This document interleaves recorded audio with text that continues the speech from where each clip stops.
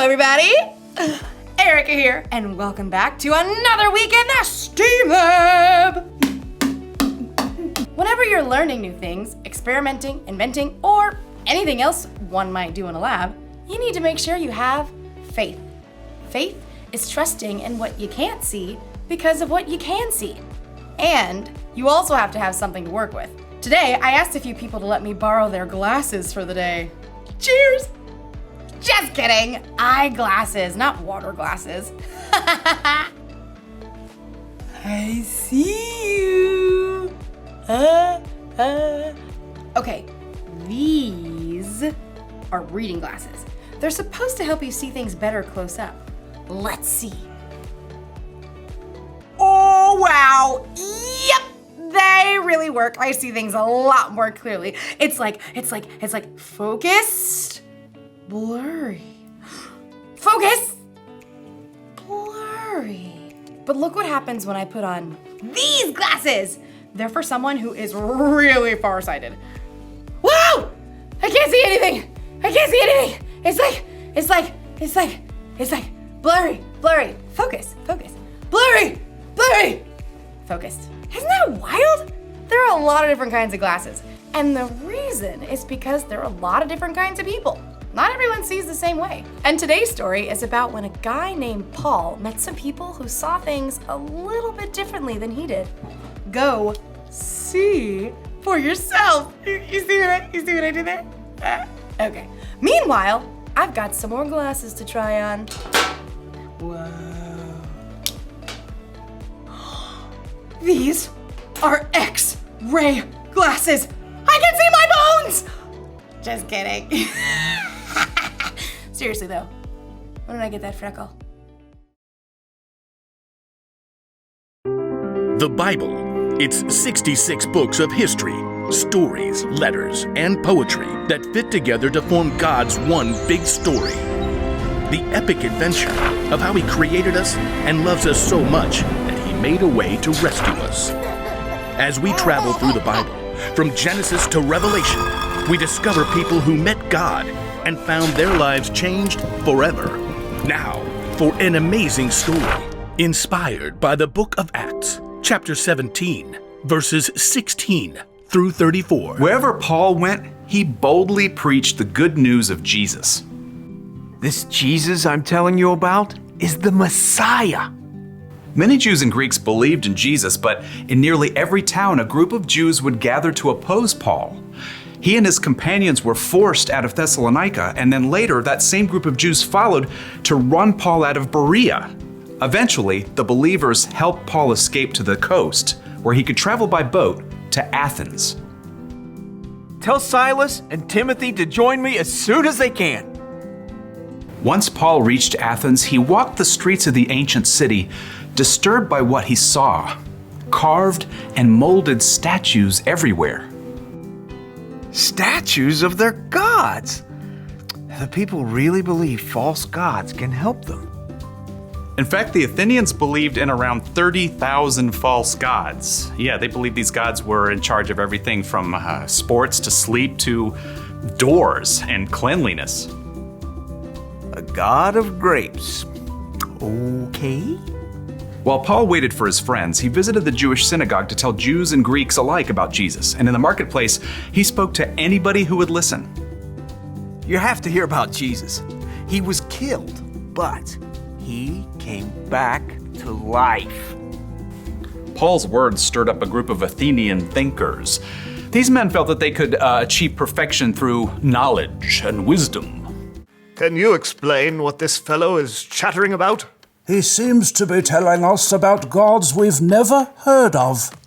We shall take this Paul to a meeting of the Areopagus. There, we shall reason it out. Set high on an outcropping of rock, the Areopagus was the high court of Athens. And from this viewpoint, Paul could see all of Athens spread out below him. Closer at hand, the gathered Epicureans and Stoics studied Paul.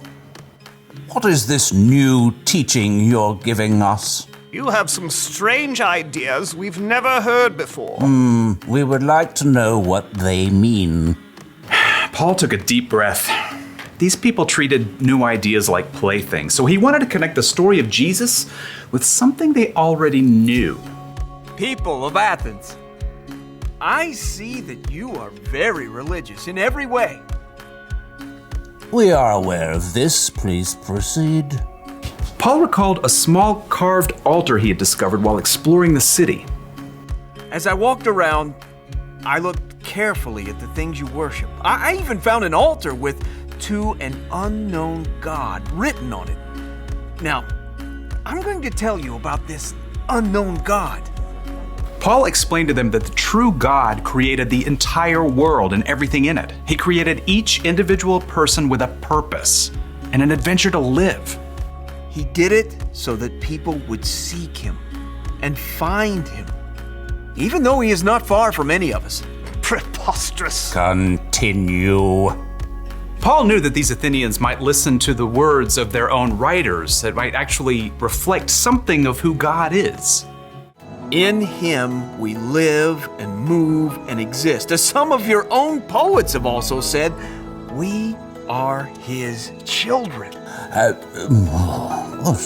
interesting point. Paul told them that people are God's children. God is alive and real, not some carved statue or molded from gold. And now by sending Jesus, God was telling everyone everywhere to turn away from the bad things they've done and to follow him. God has proved this to everyone by raising Jesus from the dead. Preposterous. Fascinating. More like fantasy. Get this joker out of here. No. This is new, fresh. We will hear you speak about this again sometime. A man called Dionysius had been among the crowd at the Areopagus. He hurried to catch up as Paul left. I want to know more about this living God, about Jesus. I can help you, friend. So Paul continued to spread the good news and love of Jesus, and after a short time, Dionysius became a follower of Jesus, as well as a woman named Damaris and several others.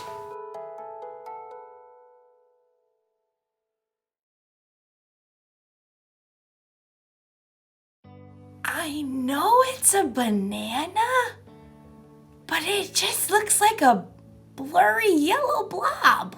Whoa!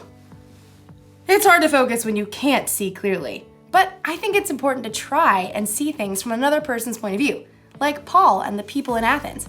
They believed in different gods than Paul. That's why Paul tried to see things how they saw things, so he could tell them about Jesus in a way they'd understand. He told them about the living, one true God who created the whole world and everything in it. And he told them that God proved how powerful he was by bringing a man back from the dead. That man was God's son, Jesus. Many of the people from Athens had never heard of anything like that before. Some thought Paul was kind of crazy, but others wanted to hear more. And Paul was able to help them know Jesus the way he knew Jesus. That's something we can do too! It's the one thing to remember today. You can help others know Jesus. That can be easy if you're talking to someone who sees things the same way you do.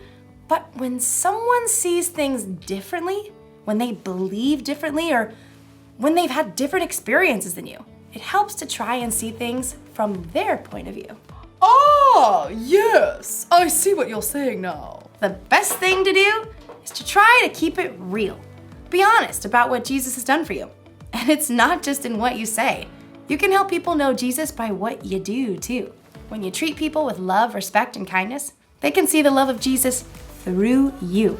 Everyone's different, and we all see things just a little bit differently. So I think it makes sense to try to see things the way other people see them. And you don't even have to change your glasses to do it. I'll see you next time. Bye. See you guys later. Oh, hold on.